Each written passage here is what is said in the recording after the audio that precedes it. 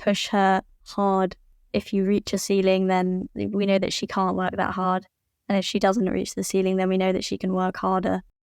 Being sort of like 7 to 9 hour days, 6 days a week. I either want to change the way that I view competition climbing, or I don't want to do it anymore. I just want to climb my best and be at my strongest. If I do, hopefully go to the Paris Olympics. Welcome to the season 2 finale of the That's Not Real Climbing podcast. I'm your host, Ginny, and I'm excited to introduce my guest, Erin McNeice. Erin is a boulder and lead climber from Team GB who has been having a stellar 2024 season so far, making finals for boulder in Keqiao, lead in Wujiang, and getting bronze in Shanghai OQS. In this episode, we'll get some insight into how she seemed to rise out of nowhere, her brutal off-season training. We'll learn a bit about Team GB and stay for the end to hear about where the Erin McBeast nickname came from. This is her first long-form interview, so please send her some love and well wishes for the next OQS event in Budapest. Hope you enjoy this episode with Erin.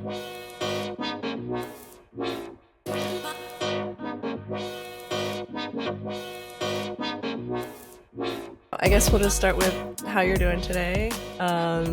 Did you do any training today? I'm doing well. I did a bit of training today, but I'm sort of having a deload after Shanghai, so focused on recovery at the moment, so it's been pretty relaxing. Yeah, that makes sense. So not getting ready for Budapest yet? I've had a few intense days, but I've got quite a lot of focus sessions coming up.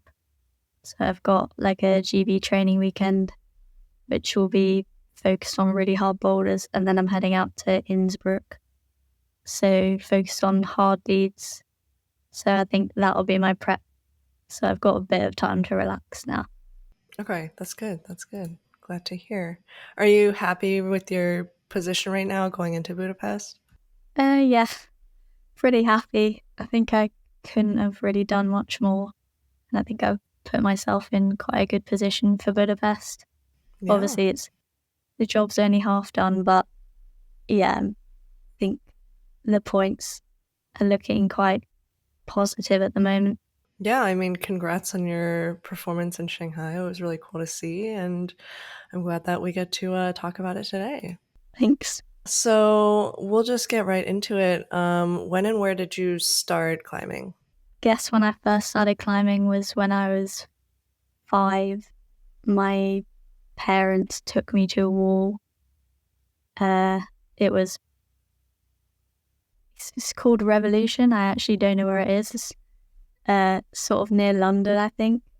It was like a climbing wall on one half and then a skateboard park. Huh. Okay. Yeah, so I went to do both, and one of them was climbing, obviously. Yeah, it was quite uneventful, really.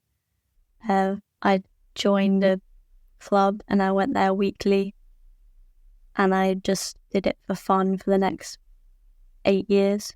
Oh, okay. So the whole time was at the climbing skate park gym? I think predominantly until I was about maybe 9 or 10, and then we moved, and then I joined a similar club, and it was just like fun, really. And I was like 6 years old in the under 13, so I think I just enjoyed the fact that I could climb with 12-year-olds who at that point I thought were big kids, and I just liked that I could keep up with them. Yeah, I mean, if you were 6 and they were 12, they are pretty big kids. I remember how that feels like. So, like, the skate park part didn't appeal to you? No, I remember liking skateboarding a lot more than I liked climbing at that point. Oh. It's quite cool, skateboarding. Yeah. But I just liked it for the novelty of it being skateboarding. Okay. Do you still skateboard ever? I haven't skateboarded in a long time, but I did sort of carried it on as I got older, but climbing sort of took over. How did you make that switch from doing just climbing for fun and actually preferring skateboarding to getting into the climbing portion? So I joined this competition squad, the the reach, and then I was there for a bit, and I started doing Blockfest, which is like a regional competition series in the UK just for fun because everybody else in the reach squad wanted to do it. So I sort of joined in, and that was just it didn't really feel like a competition. It just sort of felt like a day out with my friends, like having fun. And through Blockfest, I heard about national competitions, and the guy that was telling me about it was really emphasizing that it was a massive step up from regional competitions, and it was like really official and like kids going who were practically professionals. So I was like, okay, I'll go and try this. And it was definitely, he wasn't exaggerating, it was definitely a step up. And my first national, I think I came 14th in my age category, which wasn't too bad, but definitely it felt so different. That's the first time I saw the GB team and all the people my age who were like in GB kit and working together, and that's sort of the first time that I thought I had the thought of wanting to do it and wanting to be one of those kids who is basically a professional at the age of like 13. So I guess at the time at those competitions, were they already kind of setting like low percentage comp style moves, or was it different? It was pretty different. I think I remember it being quite like crimpy, and there were like 8 qualification blocks and only one of them had a jump, and the rest were like, yeah, pretty crimpy and quite like on really small overhangs and quite technical. But I watched the finals. I like stayed and watched the finals, and they were like very much showy and jumpy, and yeah, it was very. And like all of the 6 finalists were all in the junior team, and they were just so sort of like went and executed every one of the finals blocks, and I just remember thinking like that was like beyond anything I could have done. So I was so amazed that there are people my age who are able to go and execute those kinds of moves straight away. Sounds kind of intimidating. Did you kind of feel that way at your first comp? Yeah, definitely. I think you don't really think that there are people, when you're that age, you don't really think that there are people your age doing that. And to see this group of people working together to solve a problem and then, you know, competing against each other at that higher level was definitely eye-opening. And I think at my second national, I made finals. I don't know how. I was incredibly shocked. But then to be competing alongside those kinds of people, it was pretty crazy. Well, it's really cool that even though you were like intimidated at that first nationals, you kind of still felt that inkling of wanting to do this more full time or like become a professional in a way. I feel like I Yeah. could never do that. So that's cool to hear. And so your parents didn't have any like climbing background as well. My dad used to do it in university. He was a gymnast. He was in the English gymnastics team when he was younger for a bit. And then he that just helps. sort of, yeah. Yeah, I used to get him to do like tricks when I had my friends around to try and impress them. But he wasn't a climber, but he just did it for fun, so he took us with him. Okay, cool. Can he still do any tricks nowadays? I reckon he probably could. He's not. I haven't got him to do it in a while, but I'm sure he could if I put the pressure on. Okay, cool. So do you feel like his gymnastics background and maybe like slight climbing background helped you at all when you were young and improving? I think it definitely helped that he had an athletic background because he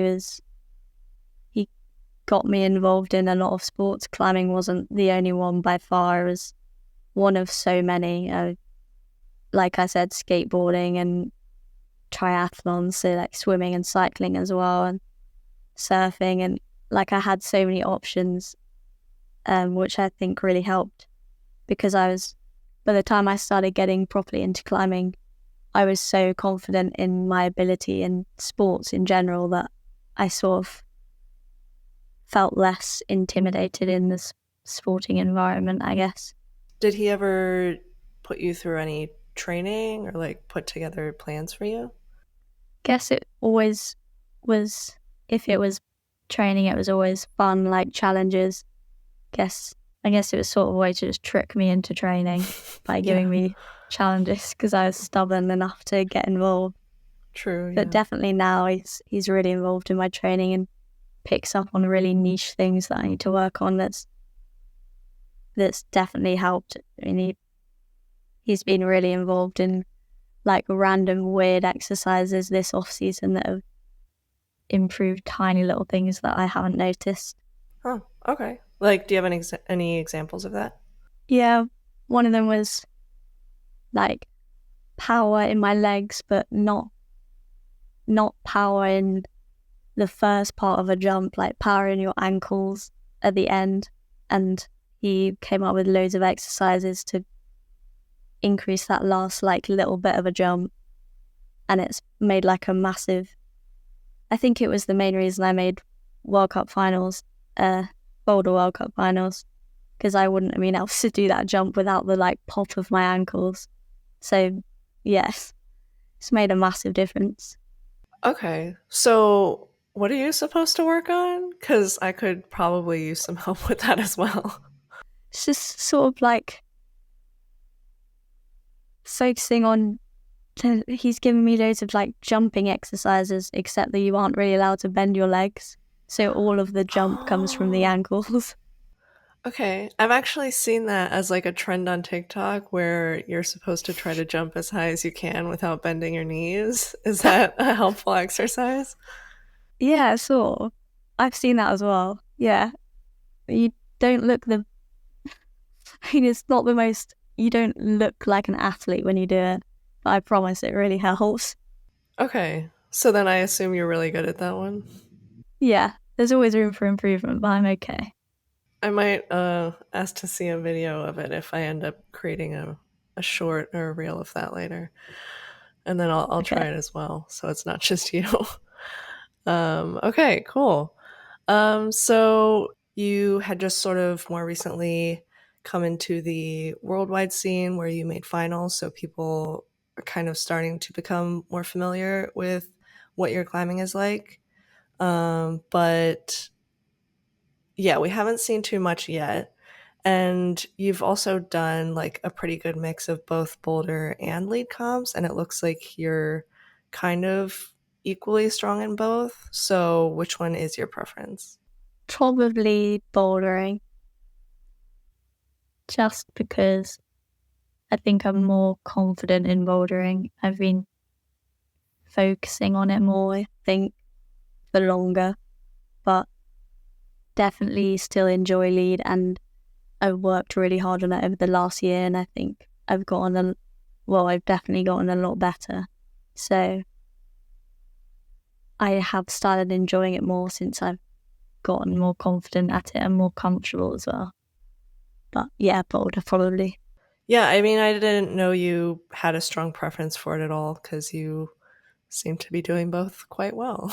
It's like really not Yeah. obvious which one you feel stronger at. So that's cool.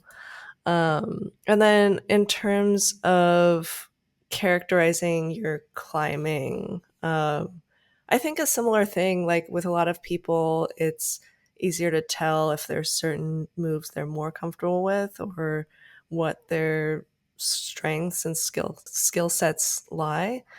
Um, but yeah, how do you characterize your climbing?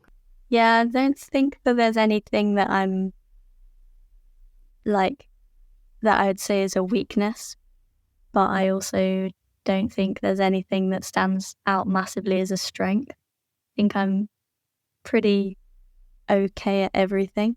That's a strength in a way. Yeah, definitely. I never come out to a climb and am worried about it, which is good. But I also never come out to a climb thinking I've 100% got it. There are definitely climbs where I look forward to it. I really enjoy jumps and coordination moves. So if I see one of those, I'm always excited to get on it. But I think slabs probably definitely used to be a weakness. And I've worked really hard on that over the last off season. So it's not so much of a weakness anymore.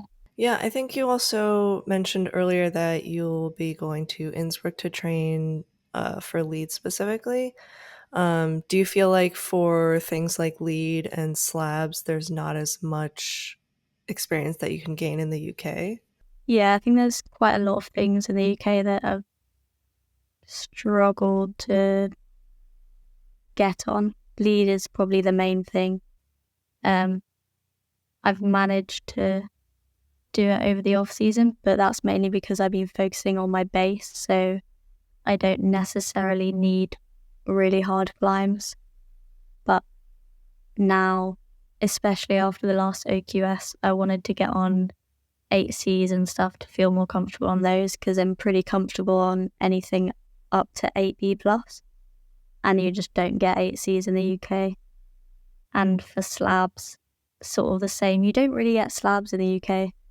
It's pretty hard to find actual slabs that aren't there in the UK. So yeah, going abroad for that is also quite important. Do you have like a favorite place that you've trained slabs? Like any depot wall in the UK will always have a slab. So that's like you can go there and be sure that you will get onto a slab. And Boulder UK in Preston also is very good for slabs. I think most of the walls are slabs or a vert wall, which is like really helpful for my training. I was going to talk about the GB climbing team a bit later, but this is kind of a better segue into it. Do you guys have like a training team or like a training facility, or do you just kind of go around to whatever gyms are near you? Yeah, at the moment we go around to gyms. We used to have a base in Sheffield, but we don't have that wall anymore. So recently we had a training weekend at London, and we'll have another one coming up in a couple weeks. And they were really good. We have setters in, and they set specific dual zone problems. And the setting was good, and the whole selection was really good, and the wall was really good. So definitely still, there was so much effort put into it. So even though we don't have a wall, it was really, really beneficial before the OQS to have that. And we also had the GB coaches there, which is never going to be bad because they're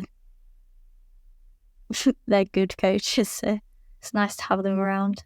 How often do you guys get together as like a full team GB training session?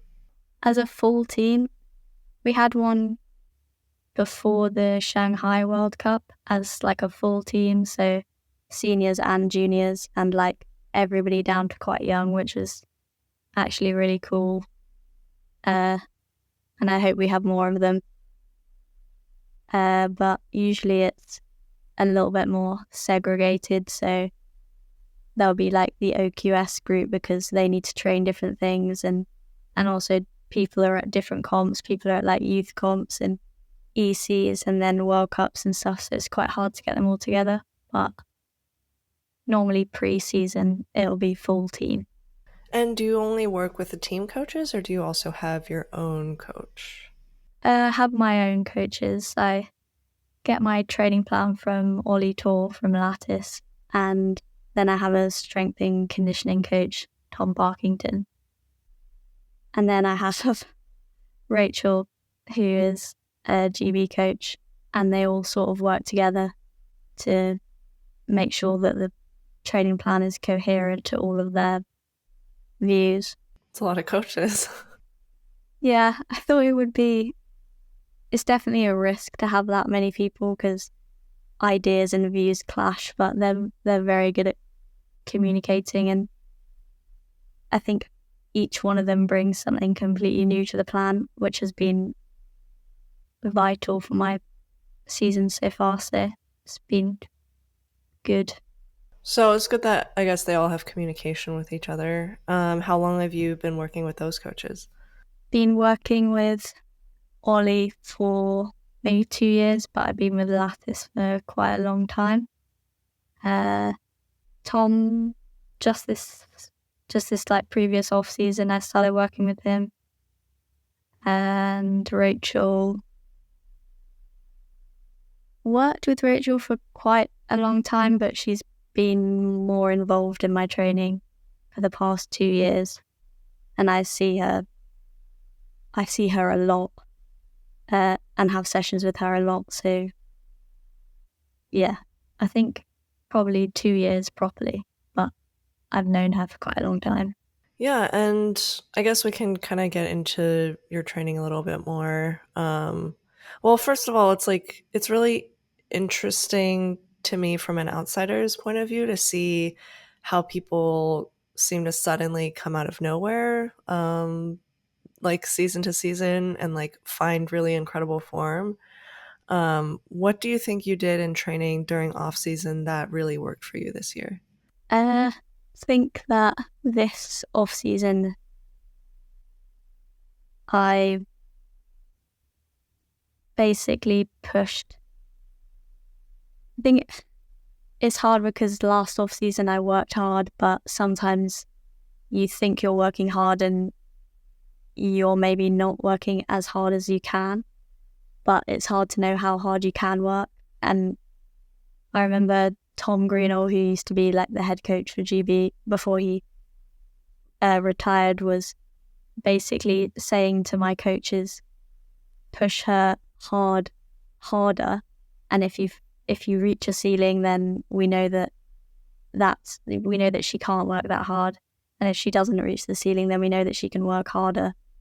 Because I think coaches are scared of overworking their athletes, which is fair, but then I didn't break and I could work harder.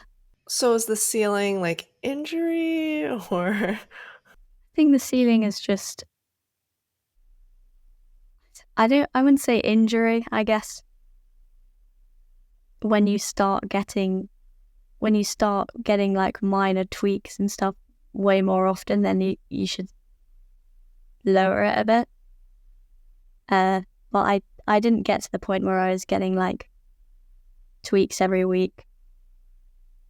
So I took that as that the training load was okay. So you felt like this season before you thought you were working hard and you actually just weren't? Yeah, I think there's a difference between being tired and being like, well, there's obviously a difference between being tired and being exhausted. And this past off season has definitely been like exhausted. It's been sort of like 7 to 9 hour days, 6 days a week. Oh, wow. All right. So what happens in 7 to 9 hours? Because that is quite a long time. And the depths of off season, I would be doing circuits every day. They wouldn't always be hard, but just to get the base in, I'd do that. And usually fingerboarding, I guess obviously not every day, but usually in a normal day, fingerboarding, and then circuits, and then like, I don't know, every day is different, but if I'm on the board, then 2 hours on the board, and then boulders. And I guess every part of that day has to be really focused to what you're actually meant to be achieving. But when you actually put it all together, it actually takes a really long time to do. Yeah, I guess like, do you consider resting as part of those 7 to 9 hours? Obviously, like not like a full rest, but like taking some time or like having a snack or like is nutrition part of those 7 to 9 hours? I'd say yeah, but I would never take more than like 45 minutes because Sheesh. obviously if it's 7 to 9 hours, there's always going to be a meal in between, Yeah. I'd hope. So yeah, 40, maybe give or take 45 minutes.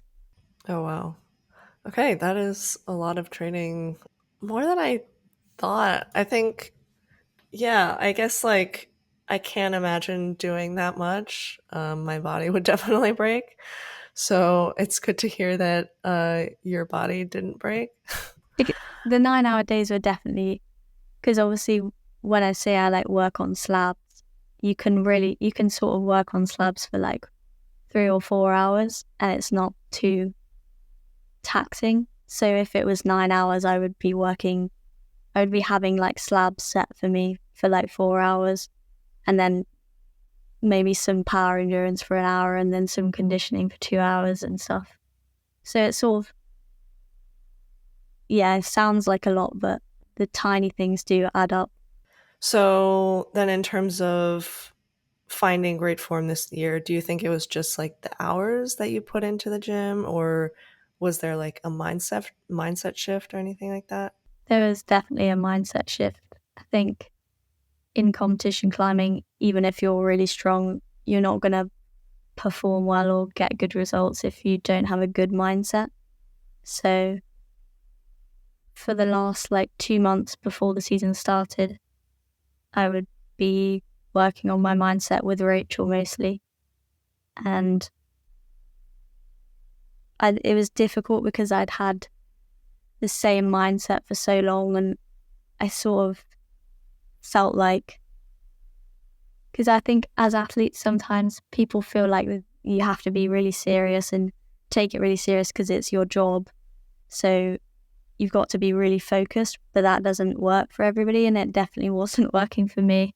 So I found that taking a more relaxed approach and smiling and laughing about things and messing about a little bit and just focusing on enjoying the whole experience of it, the crowd and the atmosphere and the commentators and the tiny things that sort of make you a bit nervous, that's all part of the experience. So smiling along with it and enjoying it really helped me climb well and perform well.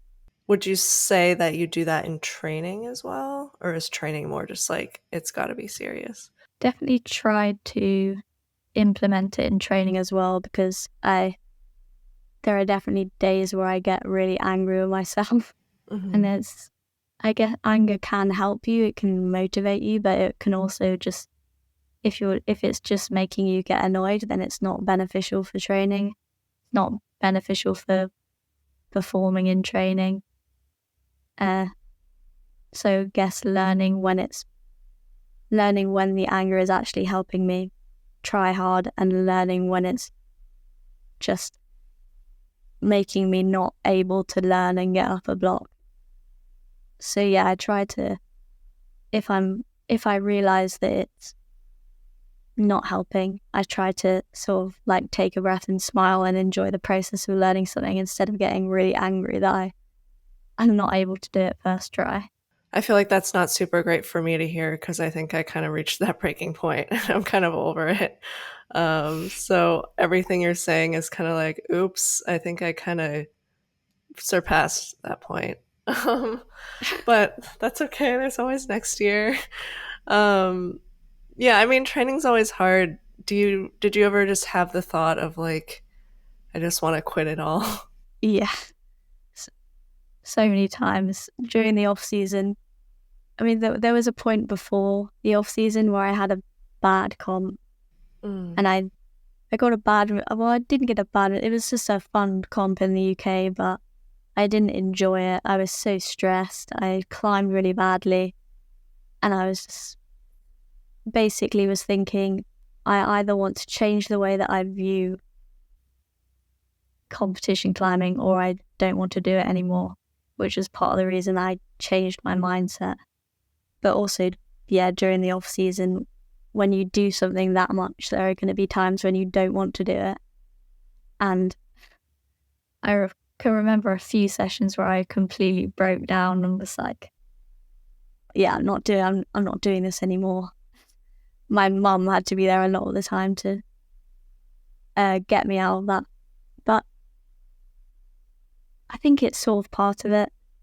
And I think making the jump up to the top level is always going to be hard when you haven't done it yet, because maybe the belief isn't quite there. And if you're working so much for something and you don't necessarily know if you can do it, that's it's just hard to stay motivated. How did you kind of pull yourself out of those funks? Or I guess, how did your mom help you with that?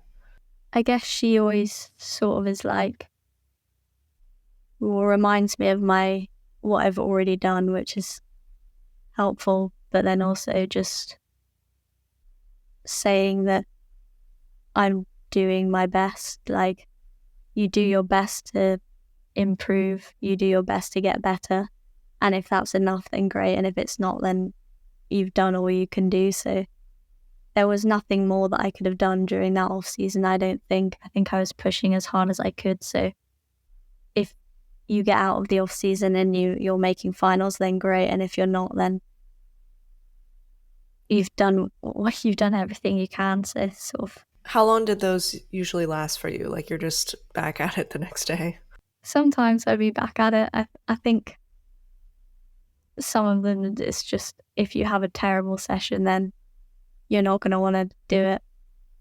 I think the problem was that in the off season there was quite a long period of time when I was just having bad session after bad session. But I think after this season it's going to be easier, because like last time I went to Innsbruck I was flashing 8B pluses, but back in the off season there were sessions where I was falling off 7As.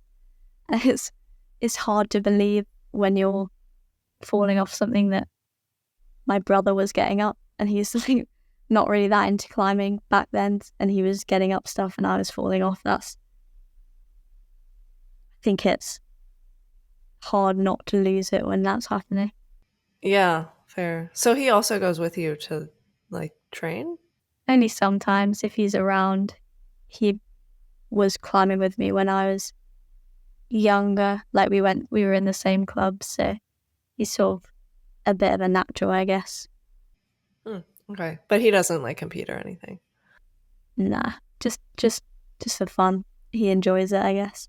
And I guess he enjoys beating you if you're having an off day. Yes, he found it very amusing whilst I was questioning my life choices. Oh my god, yeah, I totally get that. That would send me into a spiral for sure. But I guess it's just like when you're training and you're not recovered ever because you're doing 7 to 9 hour days, 6 days a week, that'll change what you're able to accomplish on the wall. Yeah, I don't know. I guess when you say it like that, it's so obvious that it's gonna affect you, but I did not think that way when I was falling off 7As. Please excuse this brief intermission, but I would just like to remind you that if you are enjoying this podcast, please follow and rate it on your preferred listening platform. If you're watching on YouTube, I would love to hear your discussion and thoughts in the comments below. Anything helps to push this podcast out to more people and get even more amazing guests on. Back to the show. Yeah, and on the Discord, someone had mentioned that they know Toby had like a 4-year plan aimed specifically for the Olympics in terms of training. Did you also have like this Olympic training plan in mind, or were you kind of just training to get better and see where it takes you? I definitely didn't have a 4-year Olympic plan. I don't think I would have ever thought that I'd be in this position 4 years ago. But I definitely had goals. Competition goals, like training for specific comps. And I remember I was training for getting onto the senior GB team for a while. But I was always just sort of training within like a year. So I was training for next year's competitions or next year's selections. I didn't ever have a 4-year plan. But now I'll probably try and implement something like that. I think it would be helpful. Yeah, I mean, I guess it depends. I mean, I think doing just a year out makes a lot of sense. Like, who knows what's going to happen in 4 years? Um, Personally, I feel like if I put together a 4-year plan and the goal was the Olympics, I would just get really stressed about not getting anywhere near that goal because that is quite lofty. Yeah. So, but yeah, depends on the person and the mindset. Um, Also, I think I heard in an interview you mentioned that it was hard for you to keep up with friends who didn't climb due to your training schedule. And I think this will actually be pretty relevant because there was recently a discussion in the Discord as well about being afraid of ending up alone because of like schedule and compatibility with training. Um, is there was there something you like found to be able to push through that or like make specific climbing friends, or did you ever resolve that issue?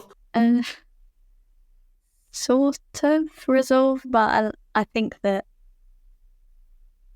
it will always be a problem, and I'm sure other athletes will agree.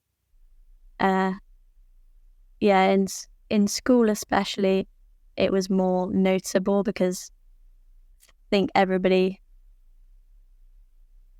school is like the perfect place to have friends and make friends and everything, but it was still quite difficult for me, especially like hanging out outside of school. Like if people wanted to spend the entire day together, then there was no time for me to train, or if they wanted to go out or something, like I couldn't do that because I needed to train, or I was just not in the country because I was competing. So there wasn't really much time for it, and I think a lot of people don't like that, so they weren't really interested in being my friend because they didn't like that I didn't have time for them. But yeah, I think the thing that resolved it was just finding people who did understand. I know I had like a really good friend, I still do, and she isn't a climber and she isn't an athlete, but she really understands, and having people like that has basically made my school life durable. I guess now that you're no longer in school, do you feel like it's easier for you since you have a little bit more time, I think? Since like kind of before school is like your full day and then you also have to do climbing, but now climbing is your full day and then maybe after climbing you have some time. Yeah, it's definitely easier. Even in winter, when I was doing massive hours, I still had way more time than I did at school because unfortunately I did care about school and I couldn't sort of just go through it and not really mind how it went. I was really focused. So yeah, I basically didn't have any extra time, and now I can spend time with my friends. So I would say, yeah, it is easier now. And I also just think that I've met more people through climbing since doing it full time who I would consider friends. So yeah, definitely easier. Yeah, that makes sense. Would you say like most of your friends are climbing friends? Because also now that you're not in school, you're kind of dealing with the adult issue, the perpetual issue of not really knowing where else to meet friends. Yeah, I think most of my friends are probably climbing friends. I think I have maybe 3 friends who I still talk to from school, and the rest are all climbing. And yeah, I don't really know where else I'd meet people outside of climbing who I would be friends with. So yeah, mostly climbing friends. Don't worry, it's a perpetual issue. Yeah. Okay, and yeah, you're also like one of the younger climbers that I've interviewed so far. Um, what is it like? I guess like who are your idols, and what is it like climbing and competing against them? I think I mean, it's elite sport, so obviously there are going to be so many inspirational people around you. Um, I know as a kid, I always used to look up to like Molly Thompson Smith and Shauna, just because they're amazing, but also they're from Great Britain, so it's just inspiring to see someone, I guess, like you who's being so successful in something. But every international climber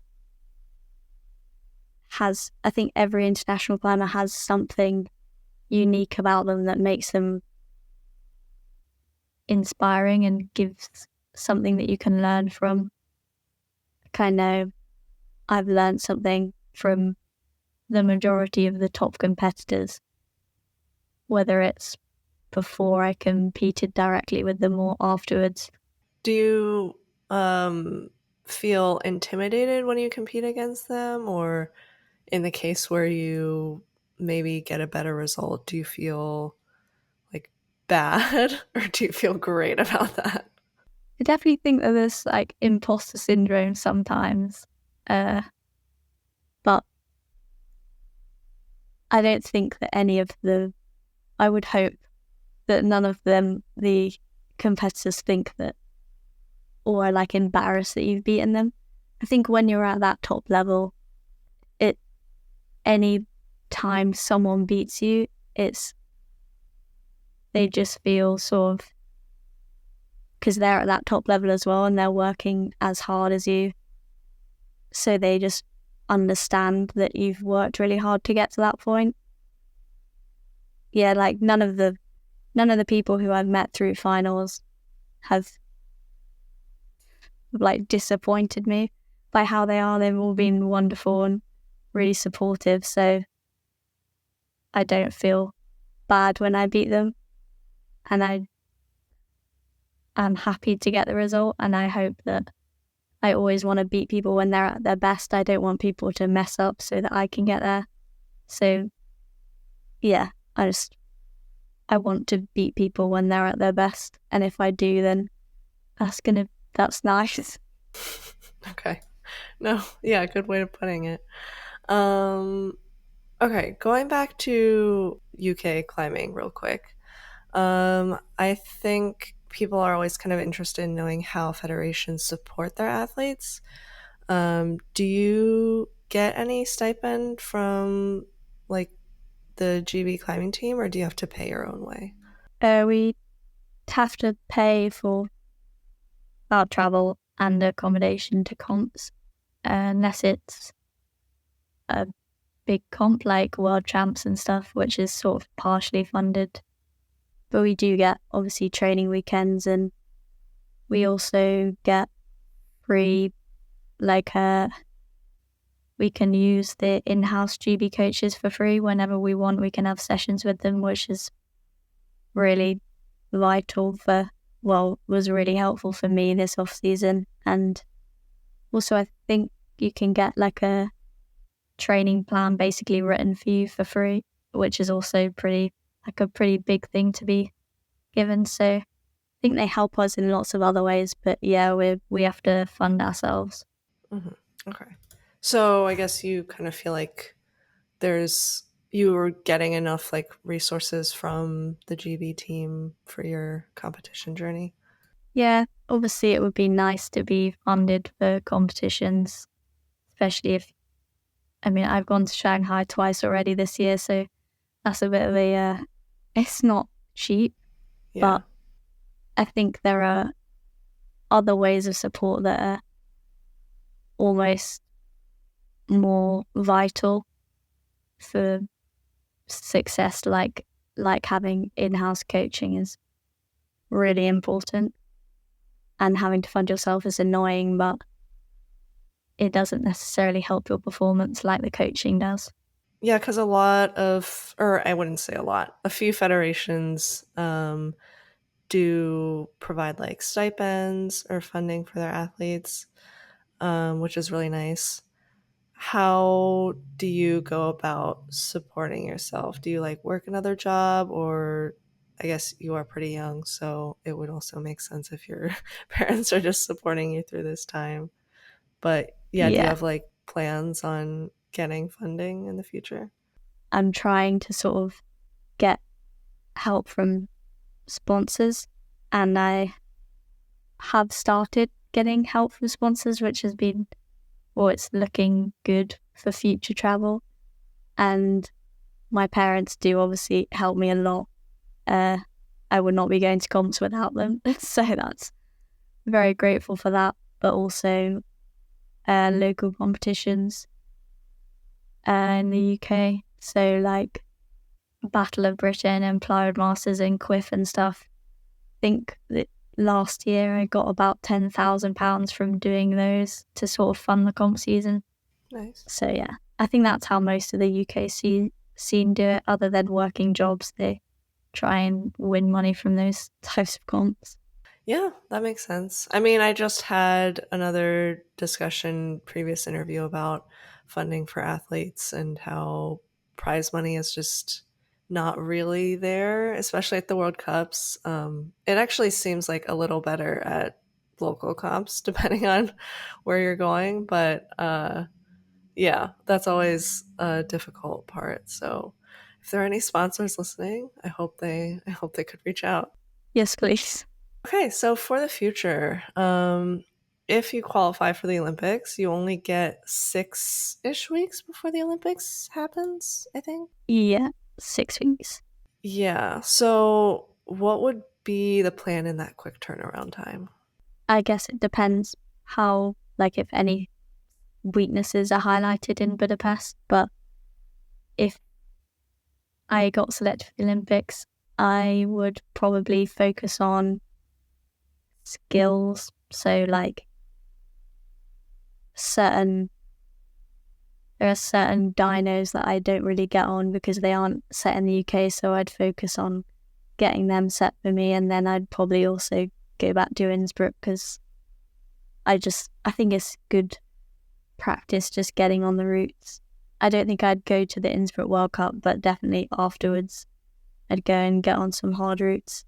And then yeah, I think I'd not necessarily go into like intense training, but focused sessions would be the main thing I'd do. What are some of those dynos that you don't really feel like you get practice in the UK? Anything that's complex basically. So in the World Cup in Shanghai, the paddle dyno from finals, like I don't understand the movement of those types of things because I don't really get on them. And then finals again in OQS, the last boulder didn't really. My body just isn't intuitive to understanding them because I haven't necessarily worked the intuition for those types of moves. So having them set for me to actually learn how to do them is really important. Yeah, it's really hard to just learn that on the spot while you're in front of an audience. Yeah, I'll definitely. try, yeah, I'll try to find videos of those, and so people can be reminded of what those are. Do you feel like there are any advantages to qualifying later for the Olympics, or is it all just you wish that you could have qualified sooner? I think it's nicer mentally, obviously, to have already qualified. I know Toby's dad was really happy.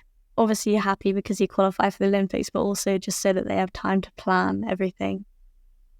But I also think it's quite good timing, really. You finish Budapest and you have 6 weeks, maybe one of them is like a deload, and then you have 4 hard training weeks, and then one of them is a deload again before the Olympics. Actually works quite well as a training phase, so I don't think it's too much of a disadvantage to qualify later. Well, that's a good mindset going into it. And in terms of the future, have you created like more future climbing goals? Not necessarily. I think it's all the usual stuff really, like podiuming at a World Cup and stuff like that. I think of my main climbing goals. I think obviously LA as well. Maybe the 4-year plan can kick in now and I can get going on it. Do you have any like goals in terms of the Olympics that you've created at this point? I'm being careful not to like jinx things. Yeah. So I don't want to say like, oh, for the Paris games or for the LA games, but in general, should I knock on wood? I don't know. Obviously, if I do go to the Paris Games, I want to be competitive. Like, I don't just want to go, I want to go and be at my strongest and have a proper chance at competing at the level. But I guess I don't have like I want to make finals, I want to make podium. I just want to climb my best and be at my strongest. If I do, hopefully go to the Paris Olympics. That makes sense. And we can leave it there in terms of Olympics in the future. Don't want to say anything more about it. Okay, so in terms of a little bit more of your personal life, you had mentioned that you postponed university to focus on pro climbing. What do you think you would have chosen to do if climbing hadn't been in your life? I had a scholarship for sport and exercise science at Sheffield Hallam University. But then I had a gap year, and then I sort of wanted to do space science or planetology, Whoa. which is a bit of a change, a massive Yeah. change. Why? I was always interested in it, and I really enjoyed science, and I sort of, in my gap year, because I wasn't studying, I sort of used my free time to look into it, and I learned loads about space and suddenly became like a bit obsessed with it. So that was I sort of changed my mind, but then obviously that's a very intense degree and I would not have the time to do that and train. Yeah, that makes sense. Um, you, I guess at this point, you're kind of gonna keep postponing it until the climbing stuff is, well, that's gonna be a while from now until the climbing stuff is done, I guess. Yeah, I think you can go to uni at any point in your life, and I was never going to be able to have the sort of like uni social life, so it's not necessarily going to be any different to me going there when I'm a bit older. And with the amount that I have to train at the moment to get to the level and to stay at the level, maybe in a couple of years I'll be able to do 4 or 5 hour days in the off season, but at the moment I don't have the fitness to do that, so I have to carry on with the longer days, and I just wouldn't be able to do uni, or I would, but my climbing would take a hit definitely. Okay, and so switching gears, this is kind of just like a grab bag of personal questions. I also heard that you had lived in Malaysia at some point. Yeah. So, what was the reason for that, and what was it like there? My dad got a job in Malaysia, so we moved there. We sort of moved around a lot when I was a kid. I moved around a lot, so we lived in like Hong Kong and then England and Malaysia, and Whoa. it was always because of his job. But that's probably didn't help with friends either. Yeah, that I was definitely makes it always hard. was always in trouble with friends, really. Oh god. It was surprisingly good for the training, really. Really? It didn't like make it difficult. Well, I guess it was good to get like different styles of training in or different styles of climbing in based on how they said in different countries. Yeah, it's definitely different. And the lead wall was absolutely massive, bigger than really anything in the UK. In Malaysia. Yeah. Oh, really? I had no idea about that. I Pretty big, yeah, yeah. yeah, I guess I've never been to Malaysia or Hong Kong, but based on like representation within like World Cup athletes, I would have thought that maybe they don't have as much in terms of climbing in those countries. Is that not the case? They probably don't have that many places. Where I climbed most of the times Camp 5, and their bouldering wasn't that extensive, I don't think, but they had a lot of top rope and a lot of lead, and they're really quite tall walls. And I don't know about the grading because I was quite young. I wasn't doing anything hard at that point. But yeah, the walls were quite big, and the walls in the UK are definitely not as tall. Interesting. And so at that point, were you still just like climbing for fun, or were you actually doing training as well? I think we were in Malaysia when I was about 9 to 12, so I was still just doing it for fun. But that's when I started getting more interested in it. I had a coach in Malaysia, Francis, who I still talk to now, and he was one of the main reasons that I got really interested in it, or maybe one of the main reasons that I really started enjoying it. Oh, okay, that's nice. Does he know that? He knows it now, I'm sure. Okay, yeah, awesome. Okay, and switching gears again, um, Matt Groom has mentioned your Instagram handle a bit during the live stream. I think he really wants to know where the Erin McBeast nickname came from. Uh, it came from Liam Bridden. He's a GB coach, and he'll be very happy that I'm giving him credit. It came from 2022 Youth Worlds in Dallas.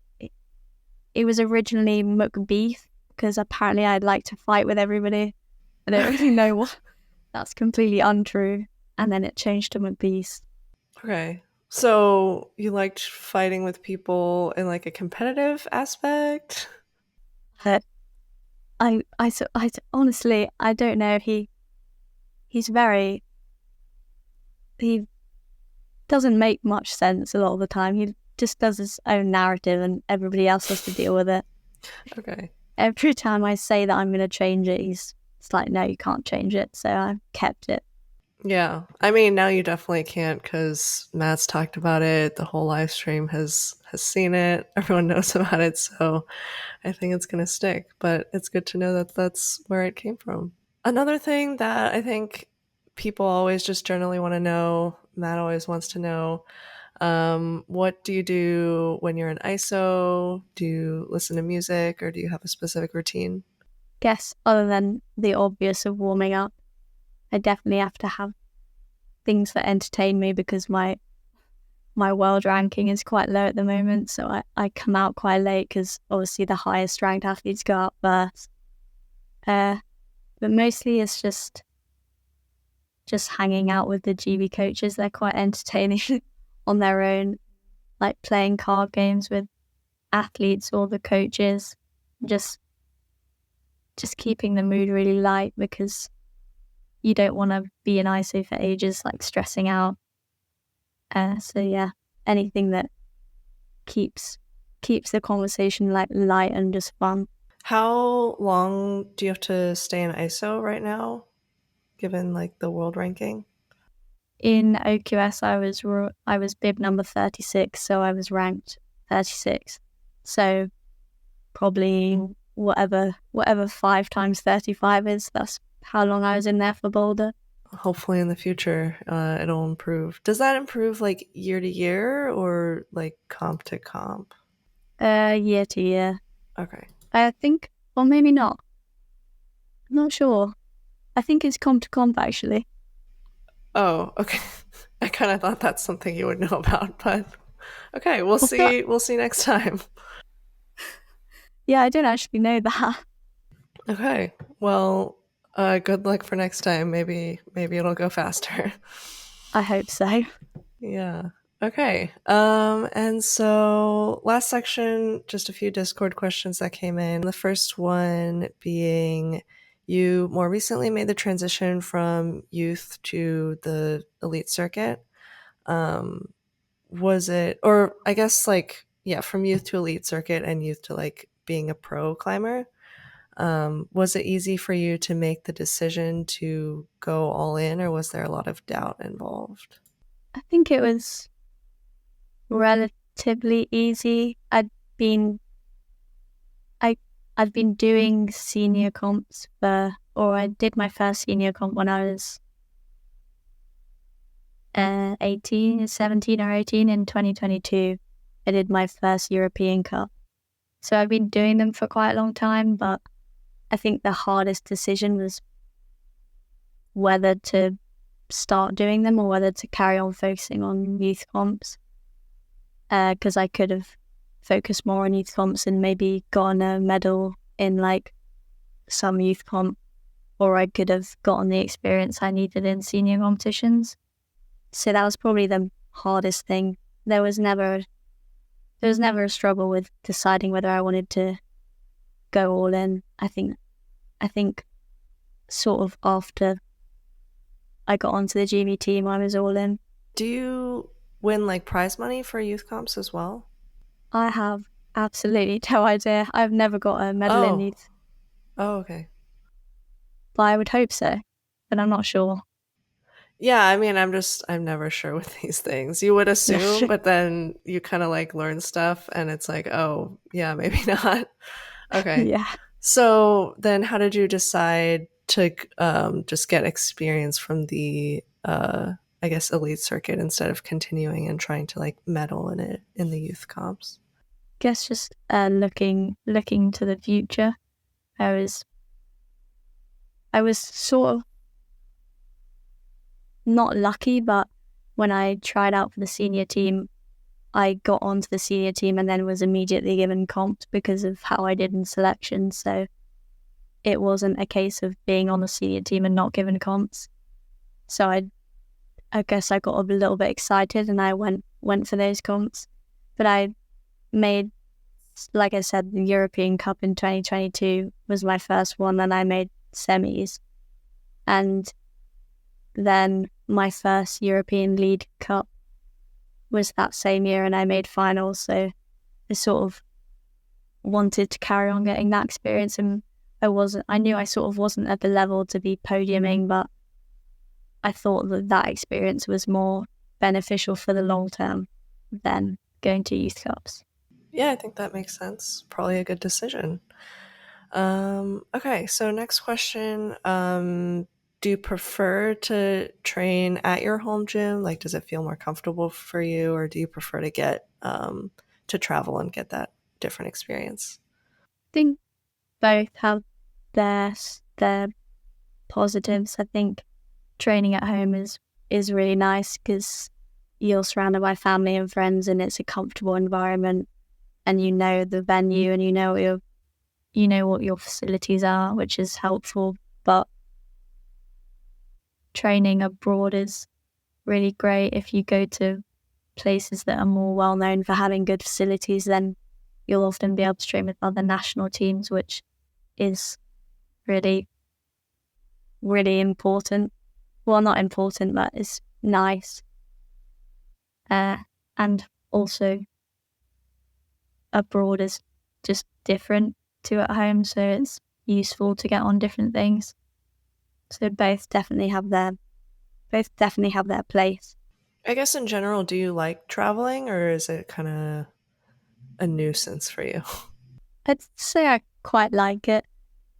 Quite like it when it's with other people. I think if I'm going on my own, it's a bit boring and I don't look forward to it as much. But if it's with my family, or if it's with the coaches or the other athletes or something, I quite enjoy it. And then the last question, do you currently participate in any other sports?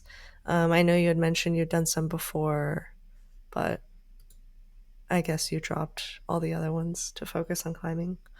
Don't do any sports at the moment. But yeah, I was really into football, and I was still doing football when I got onto the GB team. Oh, wow. But I quickly dropped it. Do you feel like there was any like cross training benefit from football? I'm sure there was some sort of fitness benefit from it, but it was really, I think it was probably quite damaging for my knees and hips. I always had knee and hip problems. So ever since dropping that, I don't have them as much. So I think that the benefits probably didn't outweigh the costs. Nice. Yeah. I mean, you said that you don't have a lot of like tweaks or anything from climbing. But I guess you've had issues from playing football? Yeah, I think because it was like I only played for like a small club that did it for fun. So they weren't really into warming up. So probably had tweaks from not warming up, but they went away pretty quickly once I dropped it. So it was okay. Any like climbing injuries that you've had that you're dealing with at the moment? Been really good with injuries. I've never had a serious injury. I just have tweaks. I tweaked my finger a few months ago, but it was cleared up before the first World Cup. It wasn't anything major. So being pretty lucky with that. Awesome. Well, I hope that continues. Okay, I think that's all the questions I had. Thanks for joining me. Is there anything that you want to shout out or let people know where they can find you, or any closing thoughts that you have? You can find me at Erin McBeast on Instagram, as you said. Okay, awesome. Well, thank you again. It was amazing to talk to you. Good luck in Budapest, and hopefully the Olympics are in your future. Thank you. I hope so. Thank you so much for making it to the end of the podcast. Don't forget to like and subscribe if you enjoyed. Otherwise, you are a super fake climber. If you're listening on a podcasting platform, I'd appreciate if you rate it 5 stars, and you can continue the discussion on the free competition climbing Discord linked in the description. Thanks again for listening.